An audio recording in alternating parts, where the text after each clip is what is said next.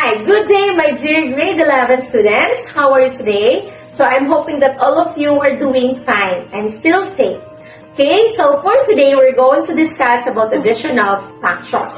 Remember that in addition of functions, we need to recall or we need to remember about the rule of sign.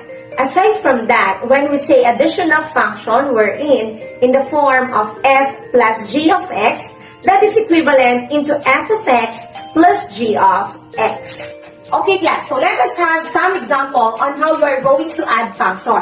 Remember, for example, you're given f of x is equivalent into 6x squared plus 7x minus 8, while your g of x is equals into x cubed plus 7x squared minus 9x plus 5. So, for your step 1, we need to apply the definition for adding function.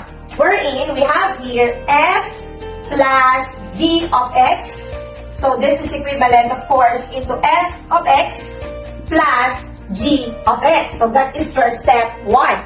And next, for your step 2, we need to group similar terms and make sure that the terms are arranged in descending order. So, let us have first our f of x. So, we have here 6x squared plus 7x minus 8 plus, of course, the value of our g of x is x cubed plus 7x squared minus 9x plus 5. Okay, so we need to group or arrange our terms in descending order. So in this case, let us have first x cubed, okay?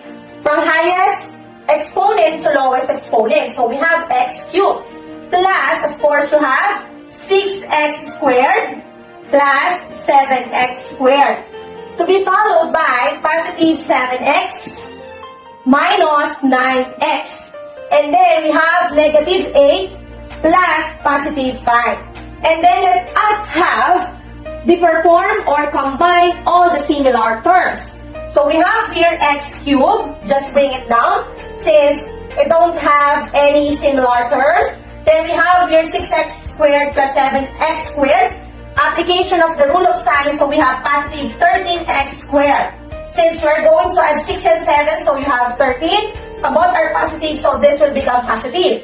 Then positive 7x minus 9x. So different sign, we need to subtract their absolute value. Rule of sign, so we have here negative 2x.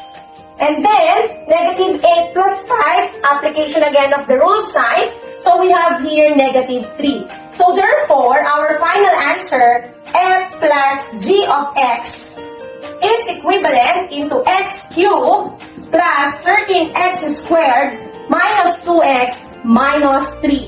So this will be our final answer. Okay class, let us have another example. For example, our given f of x is equivalent into 4 all over x squared minus 9. And our g of x is equals into 1 over x minus 3. Okay, limbawa ito yung ating given example. So, syempre, una natin gagawin, the first step is we are going to apply the definition for addition of function. We have f plus g of x, okay, is equivalent into f of x plus g of x. So, let us substitute or let us have the value of our f of x. We have 4 over x squared minus 9. Plus, the value of our g of x is 1 over x minus 3. And then, of course, class, as you will notice, meron tayo ditong denominator. We need to find for the LCD. So, we all know that the LCD of our given is equivalent into x minus 3 times x plus 3. So, therefore, we have here the denominator x minus 3 times x plus 3. So, if you're going to divide this by x squared minus 9, that is equivalent into 1. So, 1 times 4, that is 4. How it becomes x squared minus 9? If you're going to use the FOIL method, so this is x squared minus 9. Okay? That's why it becomes 1 times 4, it becomes 4. And then x minus 3 times x plus 3 divided by x minus 3, that is equivalent into x plus 3 times 1. So, that is equivalent into plus x plus 3. And then we need to combine all the similar terms. So we have 4 plus 3 and then x. So you have x plus 7 all over x minus 3 times x plus 3. Okay? So therefore, the final answer is f plus g of x is equals into x plus 7 all over x squared minus 9. So this will be our final answer. Okay, my dear grade 11 students, so that is how you are going to add functions. So if you do have questions, please do not hesitate to ask your teacher. Again, thank you for listening, and I hope that you had new learning for today. God bless everyone and stay safe.